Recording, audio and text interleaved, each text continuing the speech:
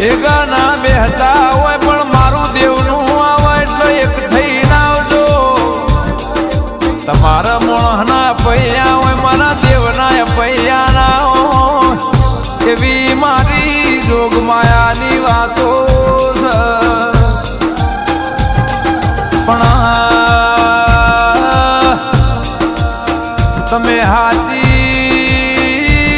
દેવની ઓળખે રાશિ હશે તો